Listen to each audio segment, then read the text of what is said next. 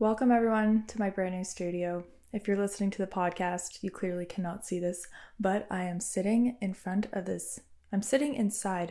this little itty bitty room inside of my barn that happened to have a heater installed when we got it built.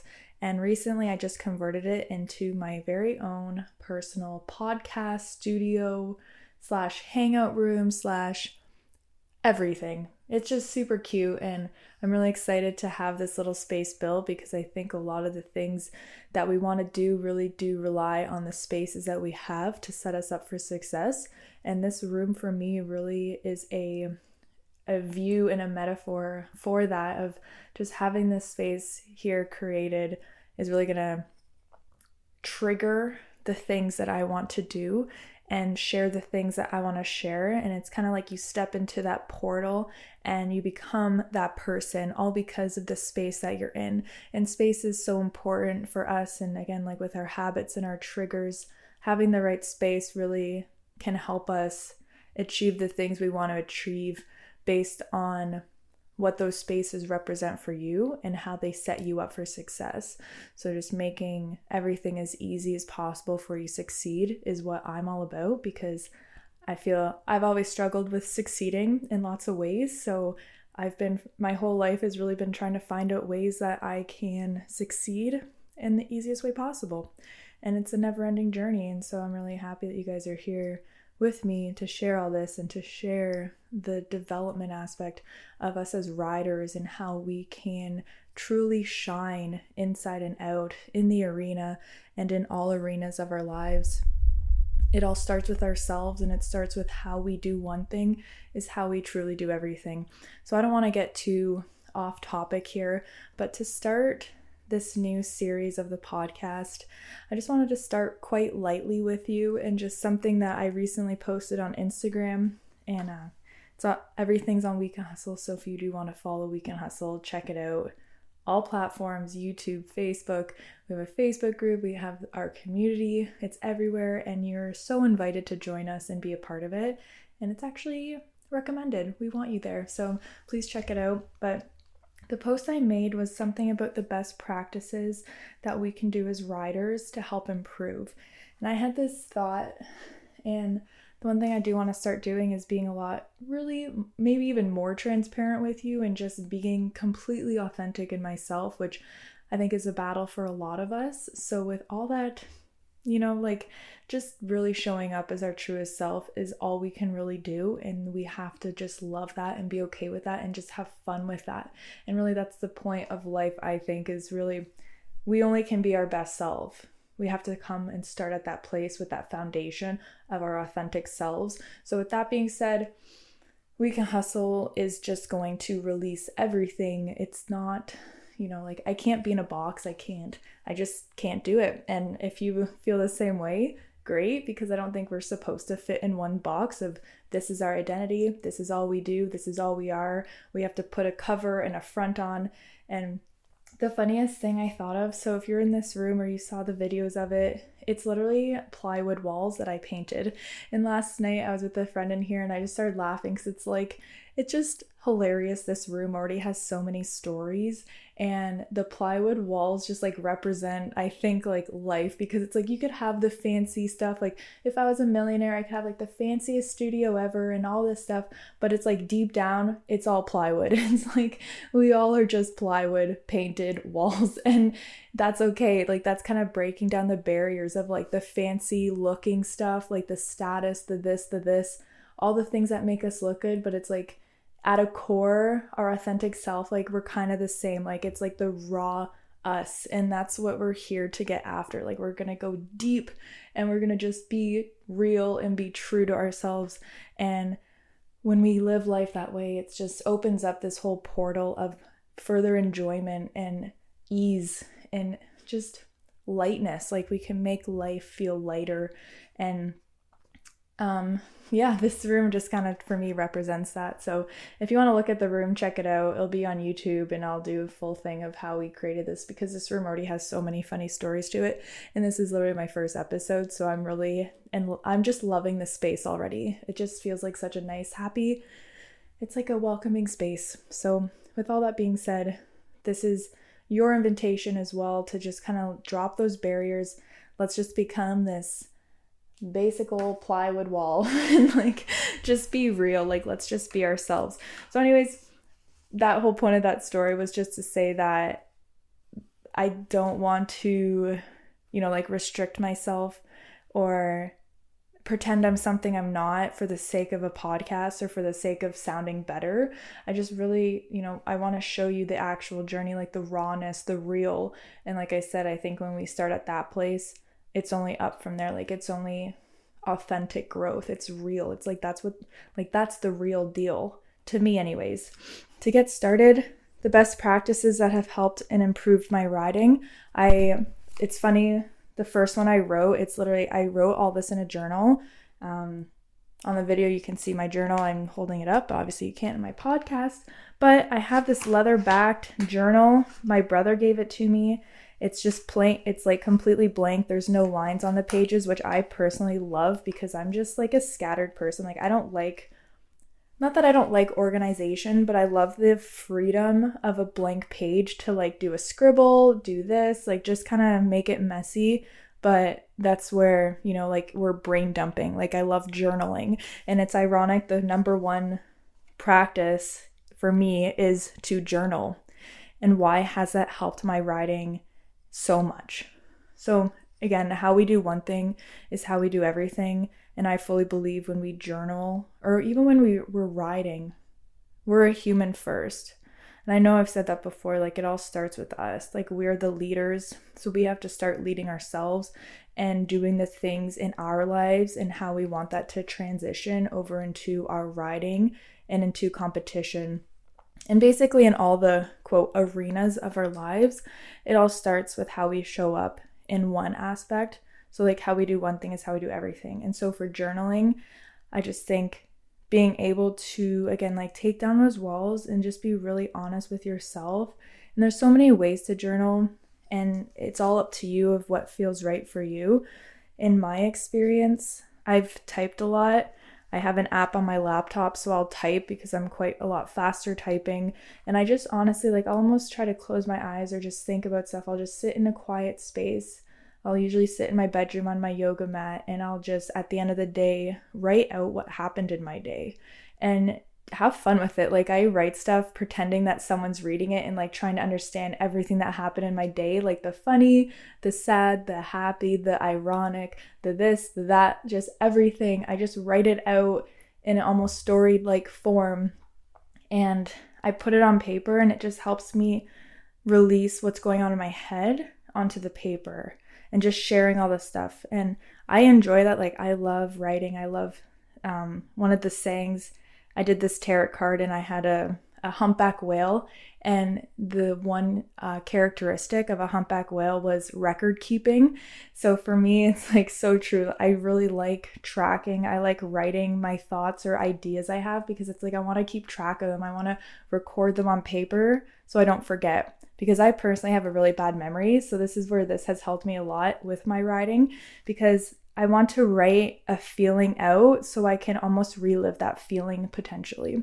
So in a writing sense, if you have a writing journal, you can try to document your good rides and your bad rides and every ride in between, and break down what has happened and how you can use that to better yourself and to get more knowledge and education on your writing, like just of you.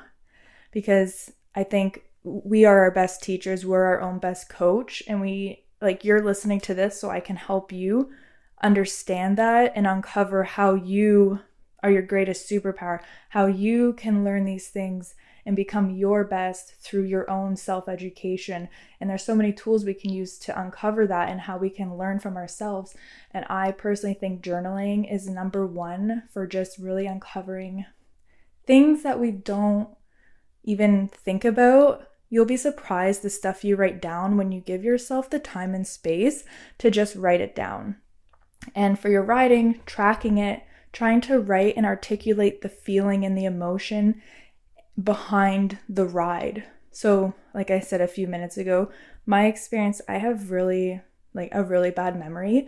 So a couple years ago, And for the most of my early barrel racing career, I was very inconsistent.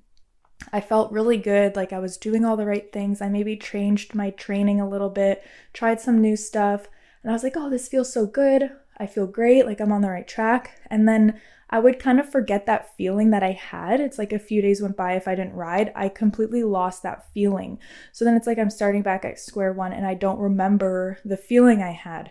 And then my consistency just was like all over the place where I felt good, couldn't remember what I was doing, didn't know what to do with my hands, and then, like did good, felt good about it, on the right track, and it just kind of kept going up and down, and my consistency was just all over the place. So once I started journaling and just trying to write down in a way that I could remember the feeling behind it, like telling, like on paper, writing, what am I doing with my hands, or what's the feeling behind it? Like, how am I sitting? What am I thinking about when I'm riding that's helping me do the right things in competition? And now I feel like I've established such a good foundation for myself. When I ride, obviously we're thinking a lot. We're thinking about what we're doing, what we want to do, how we want to do it, and all the things. So having your thoughts kind of replay automatically of the correct things that you want to happen will really, really help your riding. So I hope that makes sense, and I hope you can see how, how powerful that can be for yourself to be your own best coach by documenting your rides, documenting the feeling behind the rides, what you felt was right, what you felt was wrong, and also what worked. So then next time you can reread your notes and be like, oh yeah, when I did this, I had a really good feeling behind it. And then we can replicate that. So it's like anything that we can remember, we can replicate. And anything you know what I mean? Like anything you do once that was correct, we can replicate that. So it's making sure we remember what we did so we can continue that process and gain consistency. So with all that being said, that is completely thanks to journaling, and I don't plan on stopping. My book, I'm sad it's almost filled, but it's really cool to look back as well to who you were in the past. So another thing that I always think about as far as journaling goes and just writing, writing is ancient. We've been documenting and recording stuff since the beginning of human existence, always trying to write and record. And so for me, I think it's such an honor to be able to use a pen and paper in this day and age. Just go to a dollar store and pick up all these supplies so easily to do just that, to write, to record, to document, to literally, I am a deep person, so bear with me, but literally you're just writing symbols on paper that mean something. And really when you think about it like that, it is just a really cool thing to do. Maybe I'm a nerd, but I just like it. I think it's fun, and it's just writing history. So this book, an example, I got it 2 years ago on my birthday. So I haven't used it a ton, but it's almost filled, and you're writing history. Every time you write something down, it's now history, and you can go back and reflect on that. And I think that's such a beautiful thing that we have the ability to do, and it's so available to you. So journaling for sure, number one, really important.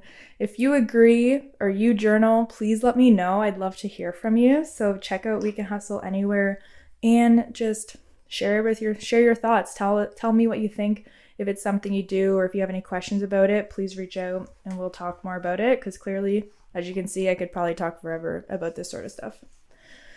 So in the spirit of being a self-educator and your own best coach, the second thing that has helped me the most is video reviews. And I don't mean video reviews of other people. I mean video reviews of myself, and I do a ton of it.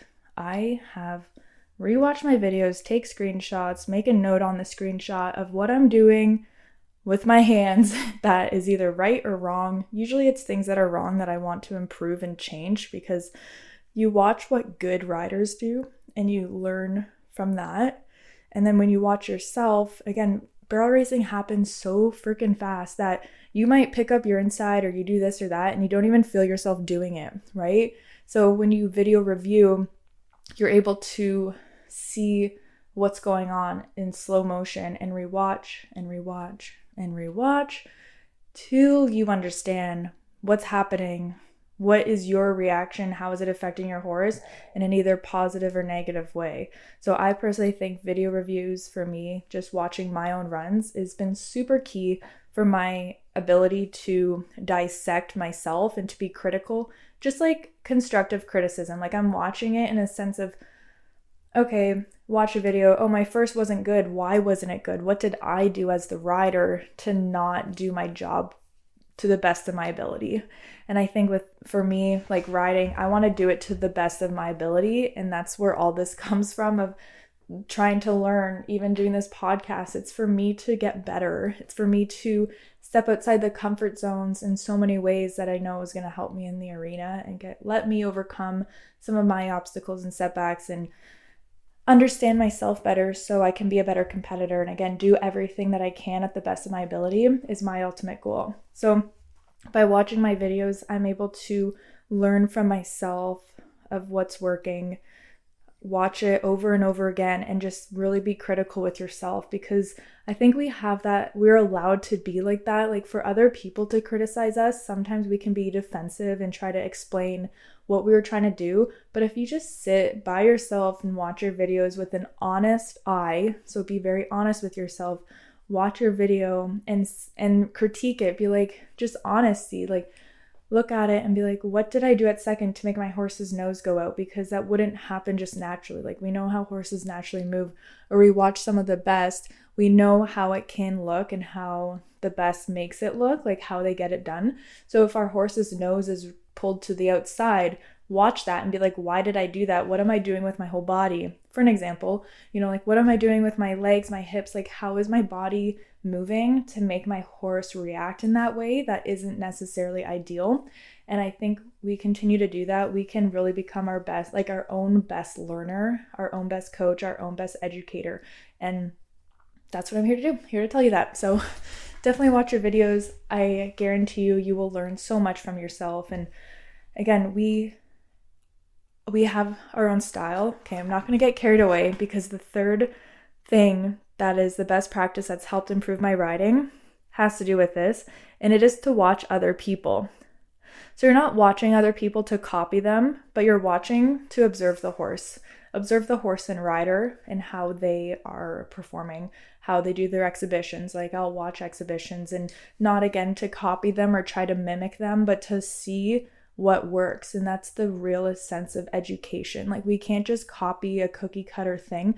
We have to really, if we really want this, we have to learn it ourselves. We have to understand at a really deep level how horses work, how we work with horses, how people barrel race the best. You know what I'm saying? Like watching these people, watching to understand and to better our understanding of what's happening. So having an open mind when you watch these people to try to absorb what's going on. And I really want to stress the difference between trying to copy people and trying to watch people for the sake of understanding when a rider does A, how does the horse respond? So let's say an example would be you watch a rider slam a horse into the ground at every barrel, and you could say, okay, why are they doing that? What is the response from the horse, and is it helping? So then you can start understanding, is that something I want to add to my riding program? Is that something that will help my horse with a specific problem? And you can learn so much by doing that. Like I personally, I love watching exhibitions. When I was in the States, a little side story, I would watch exhibitions all the time because I was around some of the best futurity trainers in America. And it was pretty freaking cool to be there watching what they do. And again, not to copy them, because that's a dangerous trap that I also have fallen down, of just copying without understanding. And then when you hit a roadblock, you're stuck because you don't know how to get out of the situation because you actually didn't learn. You just copied. So again, that's pretty dangerous. But you can definitely watch people, good or bad, and learn from it. You can watch 40 riders and be like, okay, like what are they doing and how is it affecting the horse? And they might do a couple really cool things that you like, and you're like, oh, that horse responded really well to what they just did. What did they just do? Like, how did they do that? And again, you can see how asking these questions while you're observing, and asking these questions watching your own videos as well, but asking in a more observing way and trying to just really understand and dig deep to these things to better your own understanding. And that's where it's all from. It all starts with us, so we have to learn it. And watching videos for sure for me has been super, super helpful. So we will bring it to number 4. Yay. So number 4 for me that has really helped my riding is yoga or some sort of fitness. So fitness is a huge topic that we will definitely be diving into more this year with further podcast episodes, but fitness and yoga, I think, have to have a really solid foundation of why you want to do that in order to stay consistent and in order to really get the full benefit of doing yoga, of stretching, of doing physical activities for your body.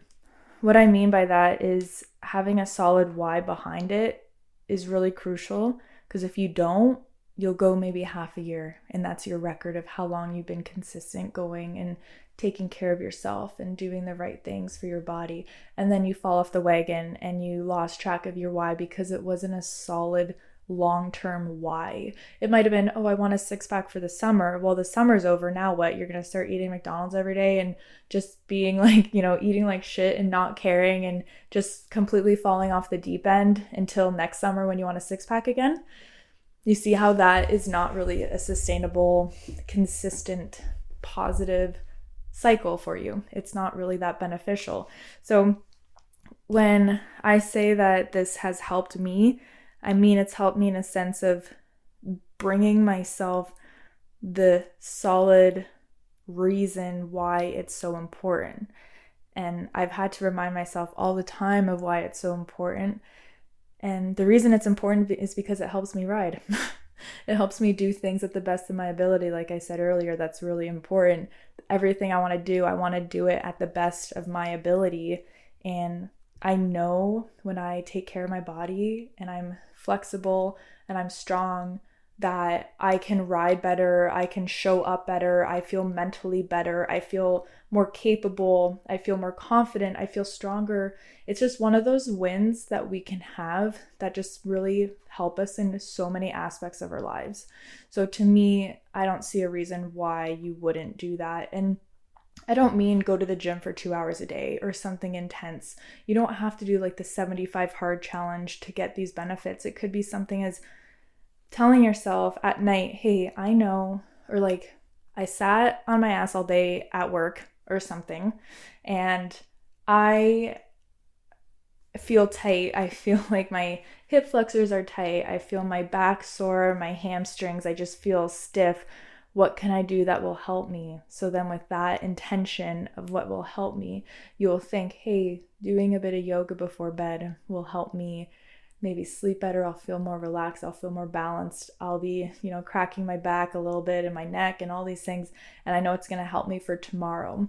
So just having that intention behind it of what will help, how will this help? And then you take action on that because you know truly that it's going to help you.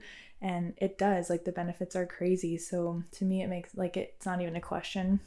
Why wouldn't you do it? And again, it doesn't have to be intense. It could just starting small, having the intention of having the reason behind the intention to start off will start building momentum where maybe you start to feel capable of, I think I'm going to get a gym membership now because you're having that reason behind it and that's almost propelling you forward.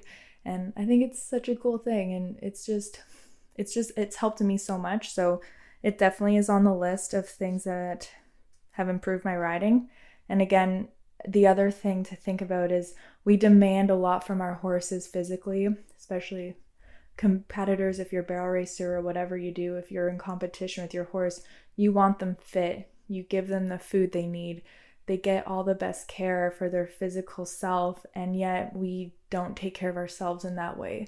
So all good leaders start with themselves. They show by example, and even though horses can't see us go to the gym, it's not fair to demand and expect our horses to be at top physical level and perform at their best ability when we ourselves aren't doing the same. So with that also in mind, start kind of showing up how you want your horses to show up, and you want your horses to be fit and nimble and be able to perform and do their jobs. So don't you want to do the same? Just something to think about for sure. So I hope that helps, and I hope that can maybe like spark a little bit of a fire under you to just think of, hey, like, you're right, this is something I should maybe take more seriously, because I take it seriously with my horse, but I'm not doing the most justice. And I mean, we spend so much time with our horses. We spend so much money with them. So it's like, don't you want to get everything out of that experience? Like, don't you want to really see what you're capable of? And that's fun. Like, let's do it. Let's see what our potential is, and let's work towards that. Let's have intention behind these decisions in a positive way of, I want to be better. I want to feel better. I just want to be my best. I want to be my best. And that's all it takes to start making proper decisions with that intention of, how can I improve? How can I be better? And, then again, you make the decisions based on that idea. And there's no hidden agenda. It's not like I just want a six pack to look good, but it's more of, I want to feel better and perform better and know I'm doing the work, because the work is hard. But when we're actually doing the work, it feels really, really, really good that you can end your day patting yourself on the back saying, yeah, I just did that today. Like, good for me. And you just build on that momentum and track it, record it, journal it. Just keep reminding yourself of these things and why it's important, and you'll start making those decisions based on why it's so important. So I will end this on one final number 5, gratitude. That's all I have to say. No, I'll elaborate on gratitude. It's the idea of just being thankful for what you have, no matter what actually happens. And I learned this one a couple years ago when my competition, it was not going well. I was not competing well. I would train good at home. I was winning everything, but then I'd go to an actual race and I just like totally sucked. I realized I put a lot of pressure on myself. I had a lot of high expectations that I mostly just put on myself, and that caused me to perform pretty bad. So I had to take a step back and be like, okay, if I'm not winning a race or I'm not doing how good I want, why am I still, like, what can be my reason for showing up still? And realizing the power of gratitude really gives me a perspective shift of enjoying everything that I have, no matter what is the outcome. No matter if I win or lose, no matter what happens, even if my horse wiped out, but we're both fine, I can still be thankful that it could have been worse. Like, we're both okay.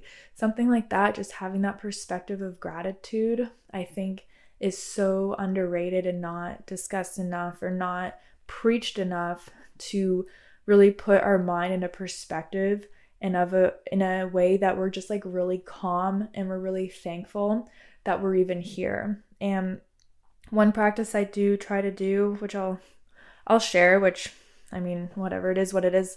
Every morning I try to just say thank you. Like, again, how we show up in these ways is how we also show up in other ways. So me saying thank you in the morning for just kind of being here lets me realize that, like, today is a day that I'm alive and this is a good day type of thing.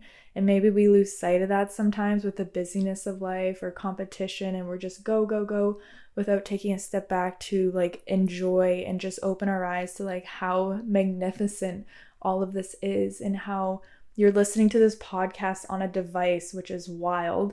And you probably have horses if you're listening to this, which is a complete blessing and a gift that we have to enjoy these like beautiful animals and compete.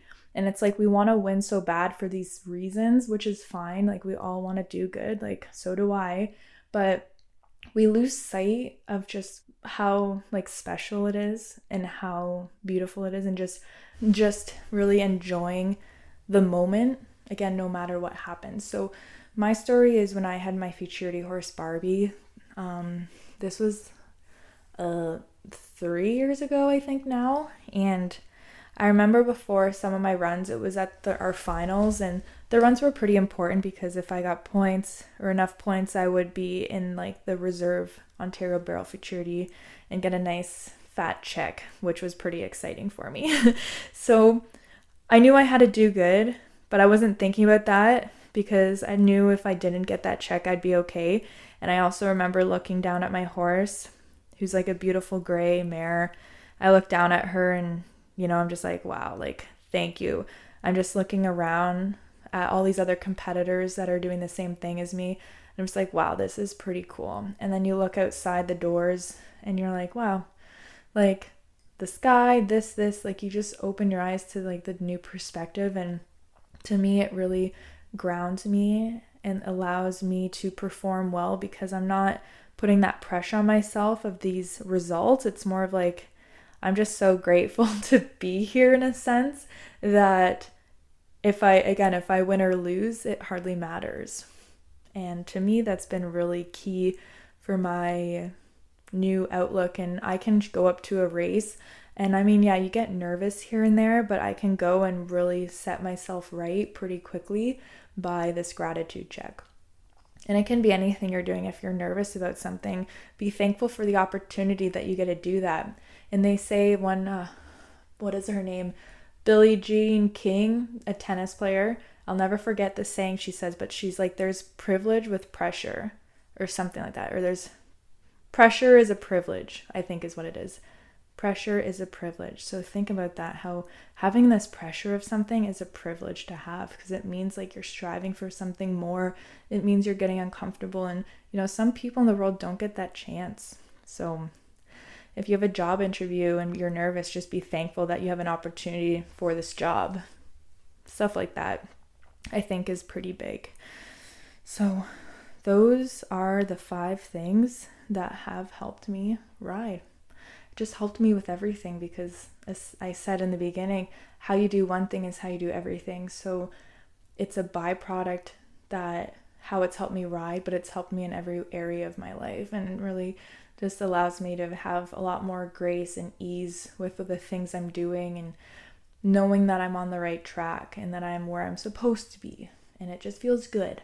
So even when you feel like you're off track or you're not, things aren't happening, just know that they always are, and just remind yourself with these practices, these 5 things, if you do them and you have good intentions behind doing them, and not in a, like, one quote I'll say is, it's not about how many pages you read in a book. You don't read the pages just to see how many pages you can read. You read the book to learn something from it and the intention behind those pages and why you want to read it. It's not like, and the other example with that's like similar is you don't go to the gym just to burn calories. You go to the gym to get stronger and to feel the benefits. So having the right intention behind what you're doing is really crucial. So take time to think about these for sure. Realize why they are important for you, and then create a plan and just start executing and just remembering those whys. Why is it important? And just become your best. So felt really good to record this episode. I hope you liked listening. And if you want to hear more, please subscribe to We Can Hustle. Follow us. Follow the journey. Be a part of it. There'll be a lot more coming out. And if you did enjoy this and you got value, I'd love to see a review because they're so fun. And it definitely helps spread the message. So anything's appreciated. I love you all and have a good day. We will talk soon.